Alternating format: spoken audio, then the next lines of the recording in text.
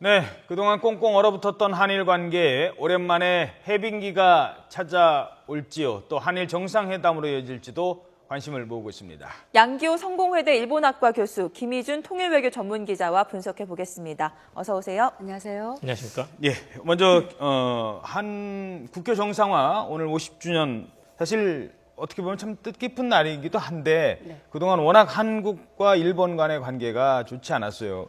어제서야 갑자기 결정됐죠, 교차 방문이? 그렇습니다. 두 정상은 당초 이 국교 정상화 50주년 행사에 메시지만 보낼 예정이었는데요. 네. 어제 급 반전됐습니다. 지난 주말 사이에요. 이에 따라서 이제 박근혜 대통령은 그 서울에서 주한 일본 대사관이 주최하는 행사에 또 아베 총리는 도쿄에서 주일 한국 대사관이 이제 주최하는 행사에 참석할 예정이었는데요. 예. 이 두 정상의 교차 참석은 당초 우리 정부가 먼저 제안을 했습니다. 하지만 일본 측이 좀 난색을 표했어요. 지금이 이제 그 일본 의회 회기 기간에 총리가 이 자리를 비우는데 외부 행사에 참석하는 데는 의회 동의가 필요하기 때문이었는데요. 현재 이제 일본 의회는 그 집단 자유권 행사에 이제 법제화 문제를 놓고 의회에서 심의를 하고 좀 복잡한 상황이기 때문에 비교가 좀 부담스러웠던 겁니다. 그런데 이제 최근 며칠 전에 이제 일본 측이 아베 총리가 좀 참석할 수도 있다는 이제 의사를 전달을 해왔고요. 그러면서 상황이 좀 급 반전됐습니다. 예. 그만큼 이제 양국 정상이 좀 이번 기회를 잘 살려서 양국 관계 개선에 이제 호기로 삼겠다는 강한 의지를 표현했다 이렇게 볼 수 있겠습니다. 네, 행사 하루 전날에야 교차 방문이 결정될 정도로 눈치도 많이 받고 고민도 깊었다고 볼 수가 있겠습니다. 이번 교차 참석 어떤 의미가 있다고 볼 수가 있을까요?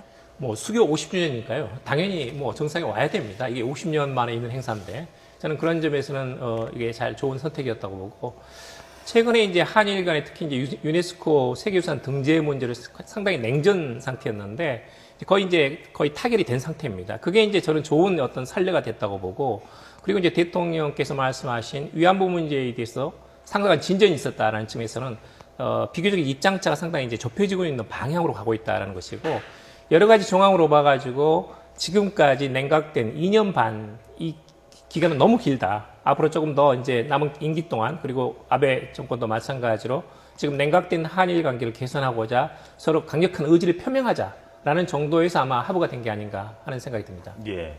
사실 오늘 이제 행사에 참석하면은 정상이 축사를 하지 않겠습니까? 그 축사 내용을 놓고도 관심이 모아지고 있는데 지금 관계에서 어느 수준까지 언급을 할까? 이것도 참 관심을 모을 것 같아요. 예, 두 정상이 아무튼 이렇게 모처럼 마련된 호기를 놓치지 않으려고 애쓸 것으로 보입니다. 따라서 두 정상은 이 축하 메시지에서 어떤 과거사의 상처를 좀 뒤로 하고 앞으로 나아가자, 미래의 화해와 협력으로 나아가자는 점에 좀 강조를 둘 것으로 보여요. 특히 이제 박근혜 대통령 그동안 일본군 위안부 문제가 관계 개선의 먼저 선결 조건임을 좀 강조를 해왔는데 예. 오늘 메시지에서는 이 과거사보다는 미래 부분에 좀 방점을 두지 않을까라는 관측이 생각이 됩니다. 하지만 과거사 문제를 아예 언급은 하지 않을 수 없고요. 예. 이런 과거사의 아픔을 좀 뒤로 하기 위해서는 일본의 좀 태도 변화나 노력이 중요하다는 점도 우회적으로 좀 언급하지 않을까라는 생각이 듭니다. 이와 함께 뭐 아베 총리도 이제 한일 정상회담에 대한 희망을 계속 밝혀온 만큼 오늘 뭐 메시지에서는 당연히 한일 뭐 미래 관계 부분에 더 얘기를 할 것으로 보이고요.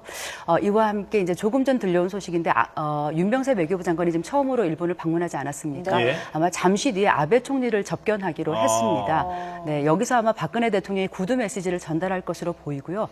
또 아베 총리의 특사로 지금 방한한 이 누카가 의원 아주 중견급 이제 거물급 정치인이죠. 누카가 의원도 아마 오늘 오후에 우리 박근혜 대통령을 예방할 것으로 보이고요. 여기서 또 아베 총리의 메시지를 전달하면서 두 정상이 오늘 하루에만 두 차례 어떤 간접 메시지를 교환하면서 한일 관계 개선의 의지를 밝힐 것으로 예상이 됩니다. 네. 예. 이렇게 박 대통령은 누카가 의원, 그러니까 아베 총리 특사를 통해서 간접 메시지를 받고 또 윤병세 외교부 장관이 박 대통령 간접 메시지를 갖고 아베 총리를 만납니다. 이런 교류, 고위급들의 교류는 어떤 의미가 있다고 분석할 수 일단 있을까요? 이제 분위기는 이제 반전시킬 그런 그 의도가 또는 의향이 양국 정상이 있다고 봅니다. 지금의 냉각된 상태로는 안 된다는 것이고 그런 점에서는 이제 고위급을 포함해가지고 교차 참석을 포함해가지고 양국 관계를 개선시키고 싶다는 어떤 신호탄으로 봅니다.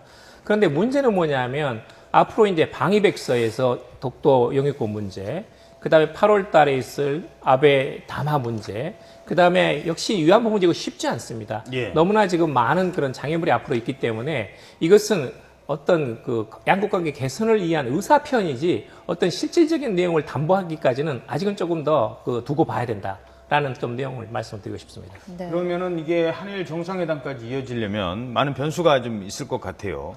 일단 교수님 지금 말씀하신 게 다 이제 변수 아닙니까? 위안 문제 어떻게 맞습니다. 해결되고, 그다음에 아베 담화, 그다음에 방위백서. 지금 방위백서도 지금 일본 아까 말한 대로 이제 의회에도 또 몇 가지가 지금 현안이 있고, 아베 담화 같은 경우도 지금 문제가 좀 될 것 같죠? 어떻습니까? 네, 지금 이제 아베다마가 지금까지 나온 뉴스로는 아마 8월 15일 날 말고 앞당겨서 할 수도 있다. 그리고 이제 가격 발표가 아니고 가격 결정이 아니고 개인적인 담화로 나올 수도 있다라고 지금 이야기가 나오고 있어서 아마도 약간 부정적인 그런 그 시각이 강합니다. 말하자면 이것은 개인적인 의견을 표현하는 걸로 예. 거기에 이제 방점을 두고 우리가 요구하고 있는 침략 전쟁 그리고 식민 통치, 사죄 반성 이 세 가지 내용이 전부 들어가지 않을 가능성도 있다. 그 중에 일부만 들어갈 가능성도 있다라는 것을 지금 염두에 둬야 될 것 같습니다. 예. 그래서 그러니까 이 국교가 지금 정상화된 지 50주년 행사에 참석하는 건 큰 의미가 없어요. 사실은 뭐 이미 만났어야 되고 한일 정상이 그런데도 지금 못 만나는 거 아닙니까? 네. 박사님 뭐 잘 말씀을 해주셨는데 첫 발은 잘 내디뎠지만 앞으로가 정말 중요합니다. 뭐 일본군 위안부 문제 이제 우리 정부도 아마 8.15 담화 전에 좀 해결하겠다는 목표를 갖고 있는 것으로 보이지만 쉽지는 않을 것으로 보이고요. 그렇죠. 말씀하신 대로 아베 담화 정말 중요합니다. 근데 그 아베 총리가 이 담화를 이제 가기의 결정이 아닌 개인 담화로 이제 할 가능성이 지금 제기가 되고 있는데 사실 그런 꼼수로는 이런 사태를 좀 풀지 못할 것으로 보이고요. 그러니까 아베 총리가 이번 담화에서 과거 식민지 지배에 대한 어떤 반성, 참회를 진정성 있게 담아야지 될 것 같고요. 그렇다면 아마 이제 우리 정부가 지금 의장국을 맡고 있는데 한중일 정상회담을 열 수 있지 않을까. 올해 초에 한중일 외교장관 회담을 했는데요. 그런데 이제 아베 총리가 제대로 담화에 이제 제대로 된 메시지를 담지 못하면 우리 정부는 물론이고 중국 측의 반발도 무시할 수 없습니다. 그렇다면 이 더욱이 우리가 어렵게 끌어 모아서 한중일 외교장관 회담을 개최를 했는데 한중일 정상회담으로까지 한 발 더 나아가기가 또 어려워질 수도 있거든요. 그런 의미에서는 또 일본의 노력이 아주 중요하다는 거 좀 잘 알았으면 좋겠습니다. 예. 네. 한일 사이의 여러 변수 중에 하나가 일본의 강제징용 시설이 유네스코 세계유산 등재를 앞두고 있었다는 건데 이 부분에서는 외교장관 회담에서 어느 정도 절충점이 있었던 것 같아요. 맞습니다. 그동안 사실 이제 우리가 요구하는 강제징용 사실을 반드시 표기를 해야 된다는 것이고 일본은 1910년 이전에 우리까지 그 기념물이 돼 있기 때문에 그것을 굳이 표기하기는 어렵다 이렇게 의견 차이가 있어가지고 사실은 그동안 이제 우리 입장을 호소하고자 윤병세 장관이 독일이라든지 또는 남미 국가들을 지금 순방하고 이제 갓 돌아온 상태입니다. 근데 그런 점에서는 상당히 냉전 상태였는데 비교적 생각보다 순조롭게 이 문제가 풀렸다라는 생각이 들고 이것을 기점으로 해가지고 한일 관계도 항상 이렇게 갈등 또는 대립 또는 이렇게 의견 차이가 아니라 하나라도 합의할 수 있다는 좋은 선례를 남겼다는 점에서는 저는 아주 좋은 사례라고 봅니다. 예. 네, 어떻게 보세요? 일본이 뭐 네, 한 말씀 더 붙이자면 이제 이 강제징용 시설의 세계유산 등재와 관련해서 한국과 일본이 지난 이제 두 차례 양자 협의를 가졌습니다. 왜냐하면 세계유산위원회가 이것을 어떤 표결까지 가지 않고 컨센서스 어떤 동의 아래 하기 위해서 한일 두 나라가 먼저 타협을 해와라 이런 부분을 주문했기 때문인데요.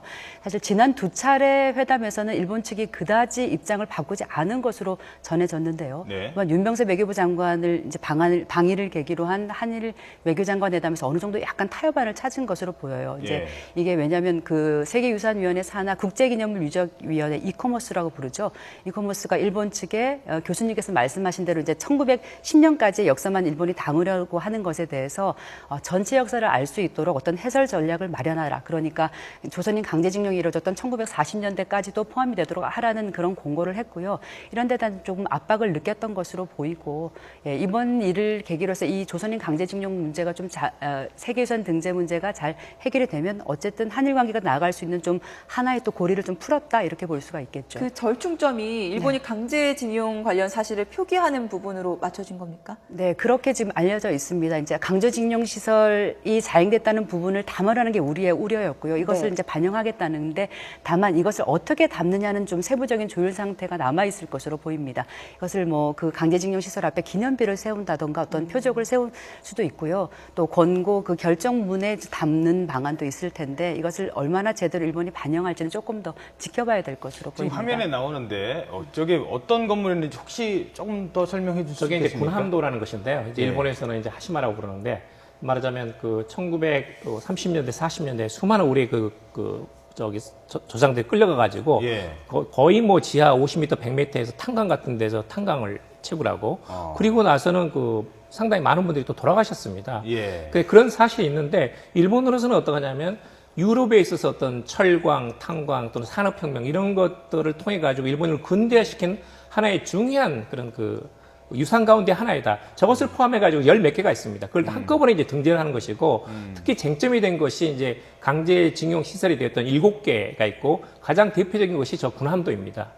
그래서 이제 우리는 이런 이 섬 하나뿐만 아니라 7개가 되는 섬이 있기 때문에 거기에 대표적으로라도 저기에다가 폐지석을 세워야 된다는 것이 지금 한국 정부의 입장이고 어떤 점에서 이제 어떤 내용으로 할 건지에 대해서는 아직까지 조금 남아있다고 봅니다. 예, 뭐 역사적으로 의미가 있는 건물인지는 모르겠습니다만 저기서 끌려간 사람들이 그 고생을 하고 네, 한 6만 명에 가깝습니다. 예. 조선인 강제징용 끌려갔던 분들이 그리고 희생자분들이요. 네. 사망하신 분들도 많고요. 많습니다. 그런데 그 앞에서 그냥 V자 그리면서 기념사진 찍고 다 잊혀지게 할 수는 없는 거 아니겠습니까? 그런 부분은 좀 그렇습니다. 잘 짚고 넘어갈 것 같습니다. 네.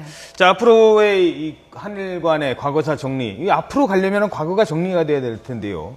교수님께서는 어떻게 풀어야 된다고 보십니까? 지금 이제 한일 간의 국민 상호 인식 조사를 통계 결과가 나왔었는데요. 상당히 좀 악화됐습니다. 과거사 인식을 둘러싸고 마치 이제 양극단에 있는 것처럼 이렇게 결과가 나와가지고 이것을 좁히기가 굉장히 쉽지 않다는 것입니다. 특히 이제 아베 정권 이후에 최근 3년간 일본 내에서 한국을 바라보는 시각이 굉장히 악화가 돼가지고 혐한론이라든지 반한론이 굉장히 많거든요. 그러니까 이 과거사 문제 또는 영토 문제를 단기간에 해결하는 것은 어렵다. 이것은 전제로 두고 상호 이해를 통해 가지고 또는 대화를 통해 가지고 하나씩 좁혀 나갈 필요가 있다는 겁니다. 근데 그런 점에서는 저는 아베 담화가 상당히 중요하다. 아베가 지금처럼 말한 것처럼 고노담화를 승계하고 또는 아시아에 대한 여러 가지 그런 침략, 식민 통치에 대한 어떤 미안한 마음이 있다면 그것을 적절하게 또는 이제 솔직하게 표현하는 그런 방식을 택해야 되고 예. 그럼으로써 한중일 관계가 한 발 더 나아갈 수 있다. 좀 그걸 좀 말씀드리고 싶습니다. 네, 앞으로의 한일 관계는 아베 담화가 가장 큰 변수가 될 것으로 보이고요. 일본은 지리적으로 우리나라와 가장 가까운 나라지만 역사적 감정 때문에 가깝고도 먼 나라라는 표현을 많이 쓰는데 동북아 정세도 그렇고 북한 문제도 그렇고 앞으로 우리와 긴밀히 협력해야 되는 부분이 굉장히 많은 것 같은데 앞으로 어떻게 관계 개선을 해 나가야 될지 이 부분에 대한 분석을 좀 주시죠. 네, 제가 최근에 이제 한일 관계 세미나에 참석을 했습니다. 양국의 관계와 또 학계, 언론계 이제 원로급들이 모여서 한일 관계 미래를 어떻게 할 것인가 고민해보는 자리였는데요. 거기서 이제 공통적으로 지적된 것이 한일 양국 또 국민들이 그동안은 서로 어떻게 싫어하고 어떻게 미워해야 되는지에 좀 집중을 했다. 하지만 이제 앞으로는 우리가 왜 서로에게 더 필요하고 우리가 협력해야 되는 사이인지를 고민하는 것이 필요하다는 말을 했는데 정말 공감이 됐고요. 예. 사실 이제 말씀하신 대로 양국은 한반도의 상황의 안정적 관리는 물론이고 또 세계 패권들이 이렇게 경쟁하는 동북아 또 국제 정세에서 더 화해하고 협력해 나가야 될 부분이 많거든요. 그런 부분에서는 일본이 어떤 과거사 문제를 풀기 위해서 조금 더 명분보다는 실리적인 외교 기조에 따라서 뭔가를 풀려는 전향적인 자세가 필요하고 우리 정부도 그런 일본에 대해서는 좀 포용하고 이제 좀 용서, 화해하는 그런 부분이 필요하지 않을까 싶습니다. 이제 이게 잘 이루어진다면 1998년에 김대중 대통령과 오부치 게이조 전 총리가 어떤 21세기 새로운 한일 관계 파트너십을 이제 선언을 하면서 이제 새로운 협력 관계로 나아가지 않았습니까? 그런 우리도 좀 새로운 50년을 또 그려볼 수 있는 그런 새 시대로 나아갈 수 있는 계기가 되지 않을까라는 생각이 듭니다. 예, 알겠습니다. 네, 지금까지 양기호 성공회대 일본학과 교수 그리고 김희준 통일외교 전문기자였습니다. 두 분 고맙습니다. 감사합니다. 고맙습니다.